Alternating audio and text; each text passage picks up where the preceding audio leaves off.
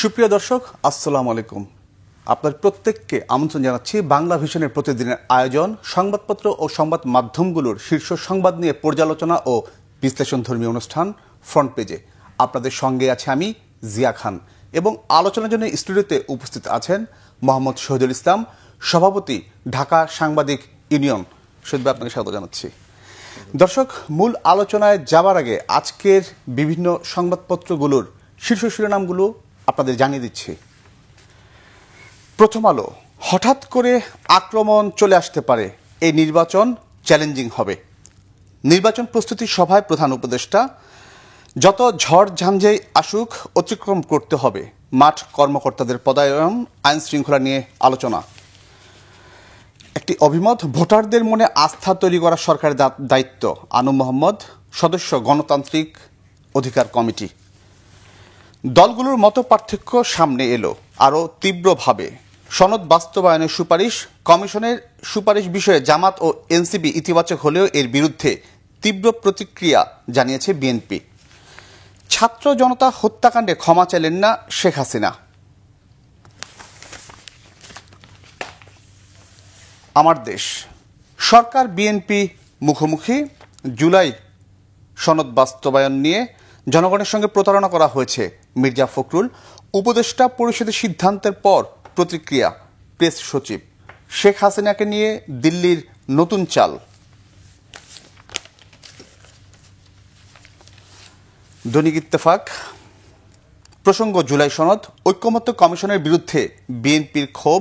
Note of dissent বাদ দিয়ে প্রতারণা করেছে মির্জা ফখরুল। কমিশন ও সরকারের পদক্ষেপে আমরা হতাশ, সালাউদ্দিন। কমিটমেন্ট ব্রেক হয়েছে, স্থায়ী কমিটির জরুরি বৈঠক। নির্বাচন বানচালের যে কোনো ষড়যন্ত্র মোকাবেলা করা হবে, প্রধান উপদেষ্টা। গণভোটের তারিখ ঘোষণায় দেরি হলে নির্বাচন পেছানোর শঙ্কা জামায়াতের। জুলাই সনদ বাস্তবায়ন না হলে নির্বাচনের সুযোগ নেই, নাহিদ। সমকাল, সনদের ভিন্নমত আদেশে না থাকায় বিতর্ক। জুলাই জাতীয় সনদ আদেশের খসড়ায় নোট অফ ডিসেন্ট রাখা হয়নি, তবে এর সঙ্গে যুক্ত জুলাই সনদে তা আছে। ঐকমত্য কমিশন সনদের স্বয়ংক্রিয় বাস্তবায়ন আইয়ুব ইয়াহিয়ার আদেশের সঙ্গে তুলনা করল বিএনপি। নির্বাচন বানচালের চেষ্টা হবে, হঠাৎ আক্রমণ আসতে পারে, বৈঠকে প্রধান উপদেষ্টা। দ্রুত গণভোটের তারিখ দাবি জামায়াতের। যুগান্তর, নির্বাচন বানচালে হঠাৎ আক্রমণ আসতে পারে, আইন শৃঙ্খলা বাহিনীর সঙ্গে বৈঠকে প্রধান উপদেষ্টা। ঐকমত্য কমিশনের সুপারিশ নিয়ে চরম মতবিরোধ, জটিল সমীকরণের রাজনীতি। রয়টার্স, এএফপি, ইন্ডিপেন্ডেন্টকে সাক্ষাৎকার। ছাত্র জনতাকে হত্যার জন্য ক্ষমা চাইবেন না হাসিনা। জাতীয় ঐকমত্য কমিশনের সুপারিশ প্রসঙ্গ, জনগণের সঙ্গে এটা প্রতারণা, ফখরুল। কালের কণ্ঠ, সংকট তীব্র, ক্ষুব্ধ বিএনপি। দীর্ঘস্থায়ী রাজনৈতিক অস্থিরতার আশঙ্কা। ঐকমত্য কমিশনের নিরপেক্ষতা ভীষণভাবে নষ্ট হয়েছে, ডক্টর শাহদিন মালিক। জুলাই সনদ কি নির্বাচন বানচালে সুশীলদের অস্ত্র, একটি বিশেষ লেখা। দৈনিক কালবেলা, বিতর্ক জিয়ে রাখল জুলাই সনদ, নির্বাচন বানচালে ছোটখাটো নয়, কাজ করবে বড় শক্তি, প্রধান উপদেষ্টা। মির্জা ফখরুল ইসলাম, জাতীয় ঐকমত্য কমিশনের সুপারিশ প্রতারণামূলক। গোলাম পরোয়ার, গণভোটের তারিখ ঘোষণায় দেরি হলে নির্বাচন সংকটে পড়বে, নাহিদ ইসলাম। সনদ বাস্তবায়নের আগে নির্বাচনের সুযোগ নেই। বাংলাদেশ প্রতিদিন, জুলাই সনদ বাস্তবায়ন, বিতর্ক নির্বাহী আদেশ ও অধ্যাদেশ নিয়ে। নির্বাচন বানচালে বড় শক্তি কাজ করবে, প্রধান উপদেষ্টা। স্থায়ী কমিটির বৈঠক, সুপারিশ নিয়ে ক্ষুব্ধ বিএনপি। নির্বাচন নিয়ে সংকট, জুলাই সনদ বাস্তবায়নে বিএনপি, জামাত, এনসিপি ত্রিমুখী অবস্থানে। দেশ রূপান্তর, সুপারিশে কলম চালাতে পারেন প্রধান উপদেষ্টা। দায় দায়িত্ব প্রধান উপদেষ্টাকে নিতে হবে, মির্জা ফখরুল। নির্বাচন না হলে জুলাই সনদ আগে হতে হবে, মোহাম্মদ তাহের। সনদ বাস্তবায়নের পথে এগুলে স্বাক্ষরও হবে, নাসিরুদ্দিন পাটোয়ারি। 15 নভেম্বরের মধ্যে নির্বাচনের সব প্রস্তুতি শেষ করার নির্দেশ, উচ্চ পর্যায়ের বৈঠকে প্রধান উপদেষ্টা। নয়া দিগন্ত, জাতীয় পুনরুজ্জীবনের এক গুরুত্বপূর্ণ পর্যায়ে দাঁড়িয়ে বাংলাদেশ চীনের রাষ্ট্রদূত, সনদ বাস্তবায়নে মতানৈক্যের ছায়া ফেব্রুয়ারির নির্বাচনে, ডিসেম্বরের নির্বাচনের তারিখ ঘোষণা। দৈনিক Inqilab, talk of the country, জুলাই সনদ 2025 গণভোট, দ্বন্দ্ব সংঘাতের পরিকল্পিত রোডম্যাপ, জাতীয় ঐক্যমত্য কমিশন রেফারি হয়ে গোল দিয়েছে। ঐক্যমত্য কমিশন প্রতারণা করেছে, মির্জা ফখরুল, জামায়াত মদতপন্থীরা দেশে মুসলমানদের ইমান হারা করতে চায়। জুলাই সনদ বাস্তবায়ন না হলে নির্বাচনের সুযোগ নেই, নাহিদ ইসলাম। বণিক বার্তা, সালমান এস আলমের নিলাম সম্পদের ক্রেতা নেই, দেশের 68টি কারাগারের ধারণ ক্ষমতা 46,000, বন্দী রয়েছে 80,000-এর বেশি। The Daily Star, gov gears up for polls, chief adviser ask officials to complete key task by November 15. Political rift over July charter avoidance, Hasina refuses to apologize. New Age, Yunus warns of internal, external threats to pools. BNP accuses NCC of deceiving people, parties. None dropped yet from July murder cases. দর্শক, এতক্ষণ শুনছিলেন বিভিন্ন সংবাদপত্রগুলোর শীর্ষ সংবাদ। জনাব শহীদুল ইসলাম আজকে যে পত্রিকাগুলোর শীর্ষ সংবাদ, সেখানে দুইটা বিষয় সব পত্রিকাতেই সেখানে হেডলাইন করেছে। প্রধান উপদেষ্টা সামনে নির্বাচন নিয়ে যে আশঙ্কার কথা জানিয়েছেন সেই বিষয়টা, পাশাপাশি সামনে জুলাই সনদ নিয়ে যে মতবিরোধ সেটা সামনে চলে এসছে, এবং ম্যাক্সিমাম পত্রিকাগুলো শেখ হাসিনা যে বিদেশি যে সংবাদ মাধ্যমগুলোকে যে ইন্টারভিউ দিচ্ছেন সেই বিষয়গুলো সামনে এসছে। তো আমরা আলোচনাটা শুরু করতে চাই আসলে প্রধান উপদেষ্টা যে আশঙ্কা নির্বাচন নিয়ে, এই ধরনের আশঙ্কা তিনি আগেও করেছিলেন, কিন্তু এবারের আশঙ্কা তিনি যেটা বলতে চেয়েছেন যে এবার ভেতর থেকে বাইরে থেকে অনেক শক্তি কাজ করবে নির্বাচন বানচালে, ছোটখাটো নয় বড় শক্তি নিয়ে বানচালের চেষ্টা করবে, মানে অনেকটাই মানে একদম সিগনিফিক্যান্ট একটা ইঙ্গিত দিচ্ছেন। ধন্যবাদ প্রথমে আপনাকে আজকের এই ফ্রন্ট পেজের অনুষ্ঠানে আপনার মাধ্যমে বাংলা ভিশনের দর্শক শ্রোতাদেরকেও ধন্যবাদ জানাচ্ছি। যে বিষয়টি দিয়ে শুরু করলেন যে প্রধান উপদেষ্টা একটি আশঙ্কার কথা ব্যক্ত করেছেন যে নির্বাচন বানচালের জন্য ভিতরে এবং বাইরে থেকে বড় শক্তি কাজ করতে পারে, হঠাৎ আক্রমণ চলে আসতে পারে নির্বাচন বানচালের জন্য। তার এই বক্তব্যটি একটি শঙ্কা তৈরি করেছে, সাধারণ মানুষের মধ্যেও এই শঙ্কা তৈরি করবে, রাজনৈতিক দলগুলোর মধ্যে তো নিঃসন্দেহে শঙ্কা তৈরি করবে। তিনি প্রথম দিকে বলেছিলেন যে তিনি বাংলাদেশের রাষ্ট্র ক্ষমতায় আসীন হবার পরে, অন্তর্বর্তীকালীন সরকারের দায়িত্ব নেবার পরে তার মূল দায়িত্ব হচ্ছে এই সরকার পরিচালনার সাথে সাথে একটি নির্বাচন উপহার দেয়া, যে নির্বাচন অতীতে বাংলাদেশের মানুষ কখনো দেখেনি, এরকম একটি ভালো নির্বাচন উপহার দেওয়ার প্রত্যাশা উনি ব্যক্ত করেছিলেন।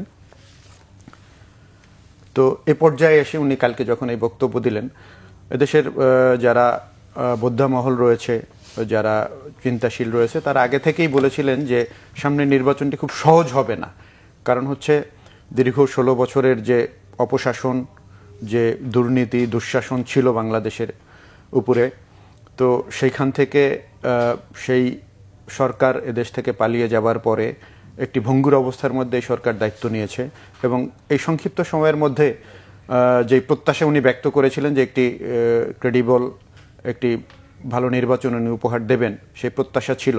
কিন্তু সেই নির্বাচন উপহার দেবার জন্য যেই মাঠ প্রস্তুত করা যেভাবে দরকার ছিল সেভাবে প্রস্তুত হয়নি।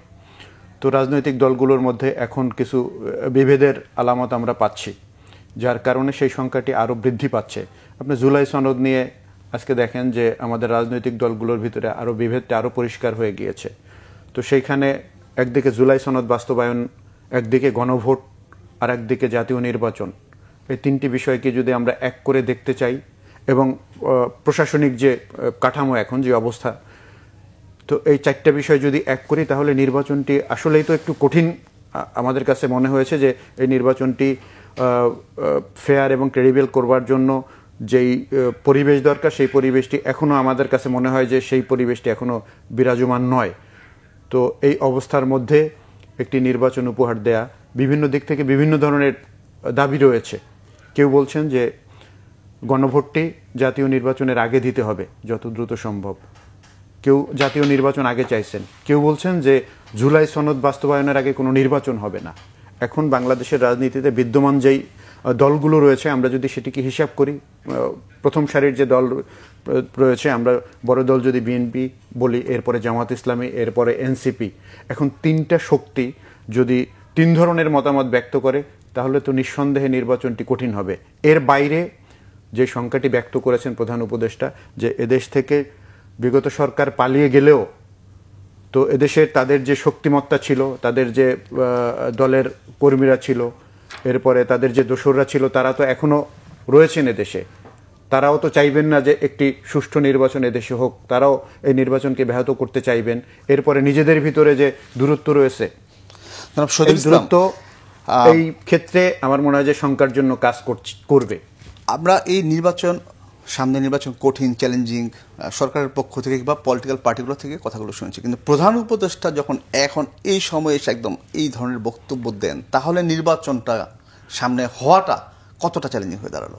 দেখুন, আমি সেই কথাটি বলতেছিলাম যে এটা তো শঙ্কা তৈরি করেছে। এখন নির্বাচনটি হওয়া নিয়ে এখন এতদিন এক ধরনের শঙ্কা ছিল যে নির্বাচনটি কিভাবে হবে, সুষ্ঠু হবে কিনা, ক্রেডিবল হবে কিনা, সেটা নিয়ে একটি শঙ্কা ছিল। কিন্তু গতকালকের যে বক্তব্য প্রধান উপদেষ্টার, এই বক্তব্যটি এখন এই শঙ্কা তৈরি হচ্ছে যে নির্বাচনটিকে আমরা যে ফেব্রুয়ারিতে নির্বাচনের কথা শুনছি, সেই ফেব্রুয়ারিতে নির্বাচন হতে পারবে কিনা।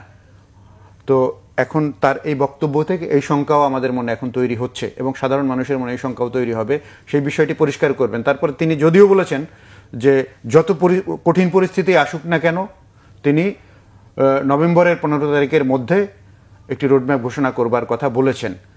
তো এই শঙ্কা ব্যক্ত করবার পরে এবং রাজনৈতিক দলগুলোর ভিতরে যে বিভেদের ছায়া আমরা দেখতে পাচ্ছি, এটি কি সহজ হবে কিনা সে ব্যাপারে যথেষ্ট সন্দেহ রয়েছে। পাশাপাশি আরেকটা সংবাদ যেটা এসেছে যে আনু মোহাম্মদ তিনি যেটা বলছেন, ভোটারদের মনে আস্থা তৈরি করা সরকারের দায়িত্ব, কিন্তু সরকারের একদম শীর্ষ পর্যায় থেকে যখন এই ধরনের বক্তব্য আসে, তাহলে আস্থাটা কোন পর্যায়ে থাকে মানুষের মধ্যে? সে কথাটি তো আসলে বললাম যে আস্থায় তো চির ধরেছে। আপনি আনু মোহাম্মদ বলেছেন যে সরকারের দায়িত্ব ভোটারদের মনে আস্থা তৈরি করা, এটা তো স্বাভাবিক। যারা ভোট কন্ডাক্ট করবেন, যারা নির্বাচন কন্ডাক্ট করবেন, তাদেরই তো দায়িত্ব ভোটারদের মনে আস্থা তৈরি করা, নির্বাচনের জন্য একটা লেভেল প্লেইং ফিল্ড তৈরি করা। সেই আস্থা না পেলে, সুষ্ঠু ভোটের পরিবেশের আস্থা যদি জনগণের মধ্যে, ভোটারদের মধ্যে না আসে, তাহলে তো সেই ভোটটি আমার মনে হয় অংশগ্রহণমূলক, ক্রেডিবল হবে না। সেক্ষেত্রে তাদের তো মূল দায়িত্ব সরকারেরই। সুতরাং এটি তিনি সঠিকভাবেই বলেছেন।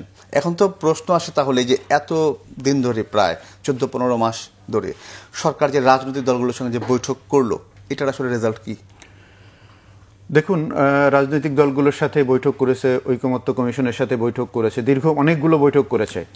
ঐকমত্য কমিশনের সাথে বৈঠক করার পরে আমরা শেষ পর্যায়ে এসে দেখলাম যে বলা হলো যে গতকালকে আমরা রাজনৈতিক কোনো নেতার পক্ষ থেকে শুনেছি যে ঐকমত্য কমিশন অনৈক্য সৃষ্টির জন্য কাজ করেছে, এই বক্তব্য আমরা শুনেছি। এর মানে হচ্ছে যে এই রেজাল্টটা এসে যদি আমাদের কাছে এখন এরকম মনে হয় যে এটা জিরোতে এসে দাঁড়িয়েছে, তাহলে যে শঙ্কার কথা বলা হয়েছিল, সেই শঙ্কা যদি আরো ঘনীভূত হয়, দেশ একটি কঠিন সংকটে পড়বে। এটি আমাদের কাছে এই শঙ্কা তৈরি হচ্ছে। সাধারণ মানুষের কাছে, একজন গণমাধ্যম কর্মী হিসেবে আমাদের কাছে এই শঙ্কা তৈরি হচ্ছে। তো সেইখান থেকে দেশ এবং জাতিকে রক্ষা করবার মূল দায়িত্ব এখনো তো যারা সরকার পরিচালনা করছেন তাদেরই। তারা বিষয়টিকে আরো পরিষ্কার করবেন, প্রয়োজনে আবারও রাজনৈতিক দলগুলোর সাথে বসে এই বিষয়গুলো সুরাহা করবেন, আর না হয় দেশ আরেকটি অন্ধকারের দিকে যেতে পারে। সুতরাং সেই জায়গা থেকে দেশকে রক্ষা করবার দায়িত্ব যারা দায়িত্বে রয়েছেন তাদেরই। এখন তারা কাদের সাথে কথা বলবেন, কাদের সাথে আলাপ করবেন, সেটি তারা নির্ধারণ করবেন, এবং সেটি যদি নির্ধারণ করতে না পারেন, তাহলে সংখ্যা আরো ঘনীভূত হবে। একটু অন্য প্রসঙ্গে যাই, জুলাই সনদ যে বাস্তবায়ন, সেটা নিয়ে পলিটিক্যাল পার্টিগুলোর মধ্যে মতবিরোধ আগে থেকে ছিল, এইবার একদম স্পষ্ট, এবং সরকারের বিরুদ্ধে তাদের যে অবস্থান সেটা আমরা পত্রপত্রিকার মাধ্যমে এখন দেখতে পাচ্ছি। এবং বিএনপির পক্ষ থেকে বলা হচ্ছে যে জনগণের সঙ্গে প্রতারণা করা হচ্ছে, নোট অফ ডিসেন্ট বাদ দিয়ে। এখন এই যে এত মতবিরোধ সরকার, বিএনপি কিংবা অন্য পার্টিগুলোর মুখোমুখি, এই জুলাই সনদ নিয়ে যে একটা পরিস্থিতি সৃষ্টি হলো, এটাকে আপনি কিভাবে দেখছেন, বা এর দায়টা আসলে দেখুন, আমি এটা নিয়ে একটু ভিন্নভাবে আমি কথা বলতে চাই যে জুলাই সনদ বাস্তবায়ন নিয়ে এখন যে মতবিরোধগুলো দেখা দিচ্ছে, যে কথাগুলো আসতেছে, দীর্ঘ আলোচনার মধ্য দিয়ে এই কথাগুলো সেই সময় এটা সুরাহা হওয়া দরকার ছিল। জুলাই সনদ বাস্তবায়নের ক্ষেত্রে নোট অফ ডিসেন্টের যে বিষয়টি বলা হচ্ছে, যে নোট অফ ডিসেন্টটি যে গণভোট হবে, সেই গণভোটে নোট অফ ডিসেন্টের ব্যবস্থা রাখা হয়নি, কিন্তু নোট অফ ডিসেন্টগুলো থাকছে, জুলাই সনদে থাকছে, গণভোটের ওই চ্যাপ্টারে নোট অফ ডিসেন্ট থাকছে না। তো এখন সেই নোট অফ ডিসেন্টগুলো কি দিয়েছেন, আর জুলাই সনদের কোন জায়গাগুলোতে আপত্তি আছে, যারা এটা নিয়ে আপত্তি করতেছেন সেগুলো জনগণের সামনে পরিষ্কার হওয়া দরকার, যে এই জায়গাগুলোতে আমাদের আপত্তি আছে। তো জুলাই সনদ বাস্তবায়ন তো আসলে হওয়া জরুরি, কারণ এই সরকারের বৈধতার প্রশ্ন আছে এই জুলাই সনদের মধ্যে, আপনার 24-এর গণ অভ্যুত্থানের বৈধতার প্রশ্ন আছে এই জুলাই গণ অভ্যুত্থানের মধ্যে, এই মানে জুলাই সনদের মধ্যে। এখন সেই জুলাই সনদ যদি বাস্তবায়ন না হয়, 24-এর গণ অভ্যুত্থানকে একটি বেআইনি এবং একটি সন্ত্রাসী কর্মকাণ্ড হিসাবে একসময় বিবেচনা করা হবে। তখন যারা এই অভ্যুত্থানের সাথে জড়িত ছিল তাদেরকে আইনের আওতায় এনে তাদেরকে বিচারের মুখোমুখি করা হবে। সুতরাং জুলাই সনদটা বাস্তবায়ন জরুরি এটি, এবং এই সরকারের বৈধতার প্রশ্ন এখানে জড়িত রয়েছে। সুতরাং সেটি যদি বাস্তবায়ন না হয় তাহলে এই সরকারের সংকটে পড়বে। আগামী নির্বাচনের কথা আমরা বলতেছি, সেই নির্বাচনও প্রশ্নের মুখে পড়বে। ধরেন যদি আগামী নির্বাচন হলো, জুলাই সনদ বাস্তবায়ন হলো না, সেখানে যে প্রস্তাবনাগুলো দেয়া হয়েছে সেই প্রস্তাবনাগুলো যদি সংবিধানে সন্নিবেশিত না হয়, এবং এই সরকারকে যদি বৈধতা দেয়া না হয় সনদের মধ্য দিয়ে, তাহলে ওই নির্বাচনটিও বৈধ হবে কিনা এটারও তো প্রশ্ন তৈরি হবে না, নিঃসন্দেহে প্রশ্ন তৈরি হবে। সুতরাং এই জুলাই সনদ বাস্তবায়নটা জরুরি, এজন্য রাজনৈতিক দলগুলোর এখানে ঐকমত্য আসা দরকার ছিল যে জুলাই সনদটা বাস্তবায়ন হবে। সেখানে কতটুকু সংস্কার হবে, কোনটা হবে না হবে না, এগুলো সব সুরাহা করে এটি বাস্তবায়ন করে দেন নির্বাচনে যাওয়া উচিত ছিল। নির্বাচনে গেলে সেখানে এই যে প্রশ্নগুলো তৈরি হবে সামনে, এটি বাস্তবায়ন না হলে সেই সংখ্যাগুলো কিন্তু থেকে যাবে। আর এটি যদি বাস্তবায়ন হতো তাহলে সেই জায়গায় আগামী সরকার, আগামী নির্বাচন সবগুলো নিরাপদ থাকবে। আপনার কথা ধরে আসি, বিএনপির পক্ষ থেকে যেটা বলা হচ্ছে কমিশন সরকারের পদক্ষেপ আমরা হতাশ এই জুলাই সনদ বাস্তবায়ন নিয়ে, তার মানে তাদের যে ক্ষোভটা সেটা তো পরিষ্কার। পাশাপাশি নাহিদ ইসলাম যেটা বলেছেন, জুলাই সনদ বাস্তবায়ন না হলে নির্বাচনের সুযোগ নেই। এখন এই সংকটটা তার ঘনীভূত হলো। নিঃসন্দেহে আমি কথাগুলো তো আসতেছে বারবার, যে হ্যাঁ জুলাই সনদ বাস্তবায়ন না হলে নির্বাচন আসলে সরকার এখন কি করবে, সরকারের আসলে করণীয়টা কি? সরকারের করণীয় হচ্ছে, আমি যেটা বলি যে সরকার যদি এই জুলাই সনদ বাস্তবায়ন করতে চান তাহলে সেখানে যদি আরো কোনো জায়গায় ছাড় দিতে হয়, রাজনৈতিক দলগুলোর সাথে আবারও প্রয়োজনে আলোচনা করে এই সনদটা বাস্তবায়নের পথে আগানো দরকার। এখন যেটি বলা হয়েছে যে এখানে জুলাই সনদ বাস্তবায়নের জন্য এরপরে আগামী সংসদের বলা হয়েছে যে সংসদের প্রথম 9 মাস সংসদের একটা অংশ সংস্কার পরিষদ হিসাবে কাজ করবেন এবং এটা বাস্তবায়ন করবেন। 9 মাসের ভিতরে বাস্তবায়ন না হলে সেটি অটো বাস্তবায়ন হয়ে যাবে, সংসদে সংবিধানে যুক্ত হবে। এতটা জটিল করার কোনো দরকার আছে বলে আমি মনে করি না। এখন জটিল করে ফেলেছেন, এটি বাস্তবায়ন করেই দেন নির্বাচনে যাওয়া উচিত ছিল, সেটি করতে পারেন নাই। সেক্ষেত্রে আমি বলবো যে এই সরকার কিছু শিথিলতার পরিচয় দিয়েছেন, অথবা ঐকমত্য কমিশন এবং রাজনৈতিক দলগুলোর সাথে বোঝাপড়ার ক্ষেত্রে দূরত্ব ছিল, ঘাটতি ছিল, যার কারণে সেই সনদ বাস্তবায়ন হয় নাই। এখনো হবে কিনা এটা নিয়ে আমার যথেষ্ট সন্দেহ রয়েছে। আচ্ছা, এখানে আরেকটা খবর যে গণভোটের তারিখ ঘোষণা দেরি হলে নির্বাচন পেছানোর শঙ্কা জামায়াতের। পাশাপাশি আরেকটা পত্রিকা শিরোনাম যে ইসিকে স্মারকলিপি দেবে 8 দল, নভেম্বরে গণভোট করতে প্রধান উপদেষ্টার হস্তক্ষেপ চায়। এই যে গণভোট নির্বাচন নিয়ে, এটা নিয়ে তো একটা মানে রাজনৈতিক দল ইসের মধ্যে সরকারের এটা একটু জটিল করে ফেলেছে। আমি এই যে দেখেন যে একদিকে জুলাই সনদ, আমি বলি যে জুলাই সনদ এবং গণভোটের বিষয়টি আপনি দেখেন যে গণভোটটি কোন উপদেষ্টা বলেছেন যে গণভোটটি এই ঐকমত্য কমিশনের পক্ষ থেকে বলা হয়েছে যে জাতীয় নির্বাচন এবং গণভোট একদিনই হতে পারে। আসলে এটা একটা জটিল বিষয় না, এটা আমরা সাধারণ সেন্সে বুঝি যে জাতীয় নির্বাচন এবং গণভোট কোন পারপাসে গণভোটটি অনুষ্ঠিত হবে সেই বিষয়টি তো আমাদের পরিষ্কার আমাদের কাছে, যে এই জুলাই সনদ বাস্তবায়ন এটাকে বৈধতা দেয়া, এরপরে আপনার এই যে এই গণ অভ্যুত্থানকে বৈধতা দেয়া, সংবিধান সংস্কারের প্রশ্নে বিষয়গুলোকে বৈধতা দেওয়ার ক্ষেত্রে অনেকগুলো পয়েন্ট আছে এই গণভোট অনুষ্ঠানের ক্ষেত্রে। তো সেই গণভোট ধরেন যদি আপনি জাতীয় নির্বাচন এবং গণভোট একদিনেই দিলেন, আমি এই বিষয়টি আর একদিন বলেছি যে একদিন দিলেন আপনি, তো গণভোটে এই জুলাই সনদের বিপক্ষ অবস্থান নিল। ধরে নেন যদি এদেশের সাধারণ মানুষ জুলাই সনদ বাস্তবায়নের বিপক্ষ অবস্থান নেয়, গণভোটটা যদি একদিন এবং জাতীয় নির্বাচন একদিন একদিন হয় হয়। তাইলে রেজাল্টটা কি দাঁড়াবে? যে জুলাই সনদের বিপক্ষে অবস্থান নিয়েছে, জাতীয় নির্বাচন হয়েছে, জাতীয় নির্বাচনে সংসদ গঠিত হয়েছে, তাহলে হবে কি যে ওই নির্বাচনের বৈধতা পাবে কিনা, এটা নিয়ে প্রশ্ন তৈরি হবে না? নিঃসন্দেহে প্রশ্ন তৈরি হবে। সুতরাং গণভোটটি তো আগে হওয়াই যুক্তিযুক্ত ছিল। এরপরে আপনি দরকার হলে এটার জন্য যদি সময় প্রয়োজন হয়, সেই সময়টিও আলোচনার মধ্যে দিয়ে ঠিক করা উচিত ছিল যে না ঠিক আছে, গণভোটটা হওয়ার পরে এতদিনের মধ্যে আমরা নির্বাচনটি দেব, হয়তো 1 মাস 1.5 মাস, আমাদের আরো 1 মাস সময় দরকার, এটি নিয়ে তো আলোচনার সুযোগ ছিল। আলোচনা পলিটিক্যাল পার্টিগুলোর তো অনেক দায়িত্ব এই ক্ষেত্রে। নিঃসন্দেহে সেই দায়িত্বটা আমার মনে হয় যে, আমি এখানে একটু দুঃখের সাথে বলছি যে আমাদের রাজনৈতিক দলগুলো ক্ষমতায় যাওয়ার জন্য অস্থির হয়ে গেছে। এখানে এই সংস্কারগুলো, এটার একটা সুষ্ঠু পরিবেশ তৈরির জন্য যেই কাজগুলো করা দরকার ছিল সেখান থেকে তারা সরে এসে আমার মনে হয় যে একেবারে ডে 1 থেকে নির্বাচনের বক্তব্য, নির্বাচনের প্রত্যাশা তাদের মন থেকে যাচ্ছে না। আগে নির্বাচন হলেই সব সমস্যার সমাধান হয়ে যাবে, এই ধরনের একটি মানসিকতা আমাদের রাজনৈতিক নেতাদের মধ্যে তৈরি হয়েছে। নির্বাচনে কি সব সমস্যার সমাধান? নির্বাচন প্রয়োজন এদেশে সরকার গঠনের জন্য, কিন্তু যে বিদ্যমান অসন্তোষগুলো আছে, যে সমস্যাগুলো আছে, এগুলো সুরাহা করবার দায়িত্ব কাদের? এদেশের মূল স্টেক হোল্ডার তো রাজনীতিকরা, রাজনৈতিক দলগুলো, তাদেরই তো দায়িত্ব ছিল এই সমস্যাগুলো সমাধান করে দেন নির্বাচনে যাওয়া। এরকম তো না যে দেশটা নির্বাচন 2 দিন পরে হলে, 2 দিন আগে হলে যে দেশটা চলে যাচ্ছে, নির্বাচনের সুযোগ চলে যাচ্ছে, আমাদের কাছে ক্ষমতায় যাওয়ার সুযোগ চলে যাচ্ছে, এরকম তো না।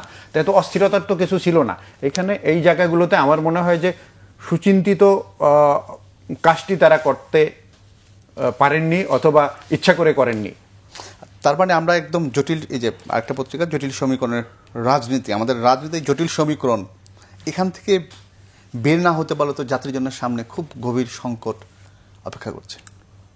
নিঃসন্দেহে আমরা যে অন্ধকারে ছিলাম, আমরা যদি রাজনৈতিক যারা পলিটিক্যাল পার্টিগুলো তারা বেরোতে পারবে, কোনোদিনই এটা থেকে তারা বেরোতে পারবে না। এই দায়গুলো তাদেরই। হ্যাঁ, আমার মনে হয় যে আমরা দায় সরকারকে দিতে চাই, এই অন্তর্বর্তীকালীন সরকারকে। তারা আসলে দেশে রাজনীতি করেন নাই। তাদেরকে আমি যদি বলি যে তারা ইচ্ছা করে আসেন নাই, তাদেরকে ধরে এনে ক্ষমতায় বসানো হয়েছে। অনেকের মনে ইচ্ছা থাকতে পারে, কিন্তু তাদেরকে তো এই 24-এর গণ অভ্যুত্থানের পরে তাদেরকে ক্ষমতায় বসানো হয়েছে। এদেশের দেশ তো চালান রাজনীতিকরা, এটাই তো বাংলাদেশের ইতিহাস। সুতরাং রাজনীতিকরা দেশ চালিয়েছেন অতীতে, আগামীতে চালাবেন। যারা চালাবেন তাদের এখানে তো বড় দায়িত্ব ছিল, সেই দায়িত্বশীল ভূমিকা তাদের পক্ষ থেকে এদেশের মানুষ প্রত্যাশা করে। সেইখানে এই দায়িত্ব পালনে যদি তারা ব্যর্থ হন, তাহলে দেশ যেমন সংকটে পড়বে, তারা এই সংকট থেকে মুক্তি পাবেন না এবং দায় থেকে তারা মুক্তি পাবেন না। এবার আরেকটি সংবাদ আমরা চলে যাই, সেটা হচ্ছে বিভিন্ন আন্তর্জাতিক গণমাধ্যম তারা শেখ হাসিনা যে ইন্টারভিউ করেছেন সেই বিষয়টা সামনে এসেছে এবং সেখানে শিরোনাম করা হয়েছে ছাত্র জনতাকে হত্যার জন্য ক্ষমা চাইবেন না হাসিনা। দেখুন, হ্যাঁ, এটা 2-3টি গণমাধ্যমে, আন্তর্জাতিক গণমাধ্যমে, রয়টার্স, এএফপি এবং বোধহয় যুক্তরাজ্য ভিত্তিক আরেকটি পত্রিকা আছে ইন্ডিপেন্ডেন্ট, এই 3টি গণমাধ্যম এই নিউজটি লিড করেছে। একই ধরনের নিউজ তারা করেছে যে ছাত্র জনতার হত্যাকাণ্ডের বিষয়ে শেখ হাসিনা ক্ষমা চাইবেন না। তো ক্ষমা চাইবেন কেন? তিনি তো ক্ষমা চাইবেন না, এটাই তো স্বাভাবিক। তিনি ক্ষমা চাইলে পালিয়ে যেতেন না। এবং ওই সময়ে বিক্ষোভ দমনে যেটা হয়েছে সেটাকে তিনি, আমি বলি, এটাকে তিনি এই গণ অভ্যুত্থানকে সহিংস বিদ্রোহ বলেছেন। ওই সাক্ষাৎকারের মধ্যে দেখবেন যে এটাকে তিনি গণ অভ্যুত্থানকে একটা সহিংস বিদ্রোহ বলেছেন। আমরা এর পরেও তিনি ক্ষমা যে চাইবেন না, আপনি তার যদি কিছু অডিও ফাঁস হয়েছে যেগুলা ফোন আলাপ, তো সেইখানে আমরা দেখেছি যে তার প্রত্যক্ষ নির্দেশে এই জুলাই অভ্যুত্থানের সময় ছাত্র জনতাকে হত্যা করা হয়েছে এবং সেই হত্যাকাণ্ডের কারণে এদেশের মানুষ ফুঁসে উঠেছে। প্রথমে এই আন্দোলনটি ছিল কোটা বিরোধী আন্দোলন দিয়ে শুরু হয়েছিল ঢাকা বিশ্ববিদ্যালয় থেকে। সেই কোটা বিরোধী আন্দোলন বৈষম্য বিরোধী আন্দোলনের রূপ নিয়েছে। এক সময় সেটি এক দফায় রূপ নিয়েছে যখন ছাত্র জনতার উপরে গুলি করা হয়েছে এবং সেই আন্দোলন দমনের জন্য তিনি লেথাল উইপেন ব্যবহারের নির্দেশ দিয়েছেন তার নিজের মুখে। সুতরাং সেইখানে প্রায় 1,500-এর মতো ছাত্র জনতাকে হত্যা করা হয়েছে। 30,000-এর মতো ছাত্র জনতা এদেশ আহত হয়েছে, যাদের অনেকে এখনো সুস্থ হননি, এখনো হাসপাতালে রয়েছেন। তো সাংবাদিকরা জিজ্ঞেস করেছিলেন তিনি কি এই জন্য ক্ষমা চাইবেন কিনা। তিনি ক্ষমা চাইতে রাজি হননি। তিনি বলেছেন যে আমি ক্ষমা চাইব না, এটি একটি সহিংস বিদ্রোহ ছিল। তো এখন এই সহিংস বিদ্রোহকে আখ্যায়িত করে তিনি এই গণ অভ্যুত্থানকে চিহ্নিত করার চেষ্টা করেছেন এবং এজন্য তিনি ক্ষমা চাইতে রাজি হননি। তো বাংলাদেশের এটা তো আমরা শুধু গণ অভ্যুত্থানের সময়ের কথা বলছি, আমরা 16 বছরের শাসন যদি দেখি, তার বিগত 16 বছরের শাসন যদি দেখি, সেখানে আমরা ক্রসফায়ার দেখেছি না? ক্রসফায়ারের নামে আমাদেরকে গণমাধ্যমগুলো তো ওই থেকে আইএসপিআর থেকে যেই নোটটা দেওয়া হতো, রিজিএবাই থেকে যে নোটটা দেওয়া হতো, সেই নিউজটা প্রকাশ করতো, এর বাইরে কোনো নিউজ প্রকাশ করতে পারতো না। দেখা যেত যে একজন রাজনৈতিক কর্মীকে দিনের বেলায় ধরে নিয়ে গেছে বাসা থেকে, পরের দিন রাত্রে তার রাস্তার পাশে তার মৃতদেহটা পাওয়া গেছে, নিউজ হয়েছে যে ক্রসফায়ারে অমুক নেতা নিহত। কি হয়েছে? যে সে পালাতে গিয়েছিল অথবা পুলিশের গুলি করেছে, মুখোমুখি সংঘর্ষে সে নিহত হয়েছে। এই নিউজগুলো আমরা দেখেছি। সেখানে অনেক মানুষকে এভাবে ক্রসফায়ারে হত্যা করা হয়েছে। আমরা আয়নাঘরের নামে গুমকাণ্ড দেখেছি, ইলিয়াস আলী, এরপরে এরকম অনেক নেতাকে আমরা হারিয়ে যেতে দেখেছি, তাদের কোনো হদিস এখনো পাওয়া যায়নি। এগুলোর দায় দায়িত্ব কার? আমরা যদি শাপলা চত্বরের হত্যাকাণ্ডের বিষয়গুলো দেখি, এগুলো তো তার নির্দেশেই হয়েছে না? তো এরপরে আমরা বিডিআর হত্যাকাণ্ডের কথা যদি দেখি, যে সেখানে 57 জন সেনা অফিসার হত্যার শিকার হলো, সেই দায়িত্বটা কার? তো এরকম নানা হত্যাকাণ্ডের বিচার তো এদেশে হওয়া উচিত। তো এখন সেখান থেকে তিনি ছাত্র জনতার এই বিষয়টি বলেছেন, বাকি দায়গুলো থেকেও তিনি মুক্তি পাবার কোনো সুযোগ নেই, সেখানেও এজন্য তার বিচারের মুখোমুখি হতে হবে। সুতরাং এই জায়গায় তাকে আরো অনেকগুলো প্রশ্ন করেছিল, তিনি ক্ষমা চাইতে রাজি হননি। আবার তাকে বলা হয়েছিল যে নির্বাচনের প্রশ্নে, দেখেন শেখ হাসিনার আমলে 3টি নির্বাচন আমরা দেখেছি, রাতের ভোটের নির্বাচন, এরপরে ভোট ছাড়া 154 জন নির্বাচিত হওয়ার ইতিহাস দেখেছি, এরপরে দেখা গেল যে আগেই ব্যালট বাক্স ভরে নির্বাচন দেখেছি। তো রাজনৈতিক বিভিন্ন বিরোধী রাজনৈতিক দলের ছাড়াও আমরা নির্বাচন দেখেছি।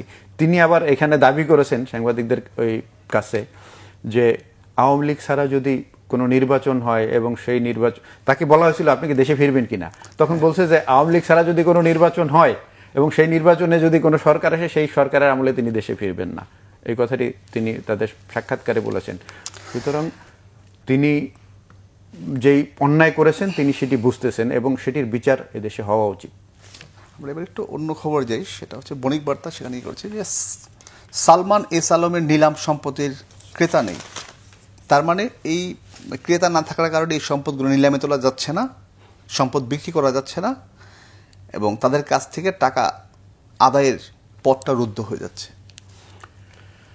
আসলে যেই বক্তব্যটি আসছে এখানে, আমি নিউজটি ভালো করে দেখতে পারিনি, কিন্তু এটা হয়েছে কি যে দেখেন, সালমান এস আলমের সম্পদের নিলামের ক্রেতা নাই, এই কথাটি আমি আসলে আমার কাছে বিশ্বাস করতে কষ্ট হচ্ছে।